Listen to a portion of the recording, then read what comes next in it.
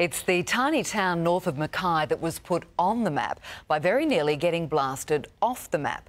The country's biggest hail thundered into Yalbaroo 3 weeks ago. Some of those recorded hailstones survived, and Tony Auden, you went on a mission to retrieve them for science. Yes, Max, this is where the weather nerd in me really comes out. Those stones were so big, they're classified as gargantuan. Yes, that is the official term, but none of our scientists could make it up to Yalbaroo to study them, so I went up to bring them back. 3 weeks since Yalbaroo was pounded by giant hail.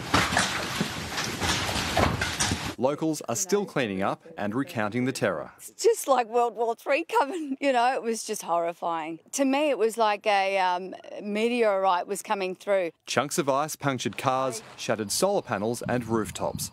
Barbara Farron-Price was injured trying to grab one of the bigger hailstones. I got such a bruise on my arm and I thought if that hits me in the head, I'm going to be knocked out, so I just ran inside. No ordinary storm. Hailstones this large attract interest from the scientific community.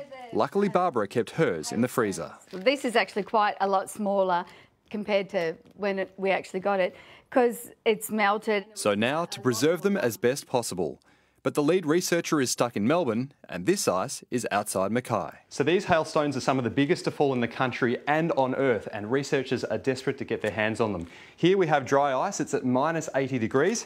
Best to get them in the esky and properly sealed and back to the experts. Just down the road, an even bigger chunk found after the storm by Phil Hamblin. I pulled over to see what it was, and there were big chunks of hail at the side of the road. And I measured it there and it was still, I think, 16 centimetres there. Phil's happy to let us take the precious cargo to the experts. We're going to need a bigger esky, but he's keeping the smaller ones. I was going to pour a whiskey over to one of the small ones.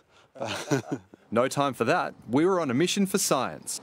From Proserpine, flying to Brisbane. Racing giant hailstones to UQ scientists before they melted. I've got a present for you here. We've got 11 giant hailstones in here ready to go. The atmospheric sciences team at UQ will measure them, make 3D models and dissect them with hot wire to study their structure. It'll fundamentally change our understanding of how large hailstones form in severe storms. Another gargantuan task. Now here is a 3D print of the world record hailstone. It fell in the USA back in 2010. Barbara and her neighbours weren't too impressed by this. They reckon their hail was almost as big before it started melting. So how big was the hail when it was measured? Well, at 16 centimetres, we can skip straight past golf balls, cricket balls and mangoes. It's bigger than the previous Australian record, 13.3 centimetres from that Halloween storm in southeast Queensland last year. And it's only just shy of the world record that measured in at 20 centimetres and weighed almost a kilogram. And it's pretty frightening when it's falling at close to 200 k's an hour. Now, after all of that, back to the current weather, and there is a bit happening. Today should be the driest day of the week across the southeast, a mix of cloud and sunny breaks. Just the odd isolated shower through inland spots. Brisbane reached 29 degrees. Zooming out, and once again, plenty of storm activity across Queensland today. We have a few small warning areas, including around Bundaberg, north of Roma, north of Rockhampton, and also south of Kingaroy. Tomorrow, storms become even more widespread as this trough system here really starts to intensify across the nation. It'll link up with some large rain areas set to sweep across Queensland into Thursday and Friday. And here are the forecast rain totals for the rest of the week. It promises to be a huge event across much of eastern Australia and Queensland. Widespread falls over 50 millimetres, and some spots could push over 100 millimetres with heavier storms. Around the capital tomorrow, frequent showers for Sydney, Canberra and Hobart, rain in Melbourne and storms for Darwin and Alice Springs.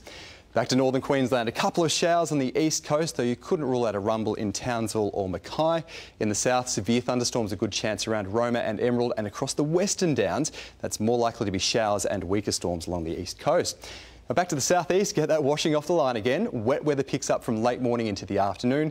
Storms most likely inland with a chance of severe cells there. Showers with just the odd thunderstorm near the coast. Now set to stay humid, a minimum of 22 degrees in Redcliffe tonight before pushing back up to 27. Oxley up to 28. Boaties, east-north-east winds to 15 knots in the morning. They'll turn more northerly and strengthen late in the day. So in Brisbane, showers for your Wednesday, most likely from late morning. 21 degrees tonight, back up to a top of 28. That's close to average. Then looking further ahead, we have a mix of rain and storms increasing into Thursday and Friday.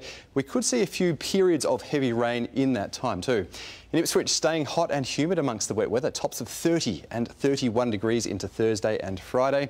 Gold Coasters, rain totals up around that 50mm mark as it all moves through, then clearing into Friday afternoon just in time for the weekend. And on the Sunshine Coast, staying sunny and warm right through Saturday and Sunday and into next week. So more storms on the way, the main focus heavy rain, but you can't rule out more large hail. Hopefully it's not gargantuan. We don't need any more of that. All right, thank you, Tony. Now, before we go, here's a look at a special report we have for you tomorrow night. Queensland's Christmas present shortage. What will be hard to get this year? How to get around it? The last-minute Christmas rush starts now. Plus, filling up for free. The $50,000 fuel giveaway. There's a new winner every single weeknight. Be watching 7 News at 6 o'clock. And that's all from us this Tuesday. Thanks for your company. Don't forget, in the morning, Queensland Sunrise live and local bulletins with Bianca Stone. But for now, from all the team, good night. Good night.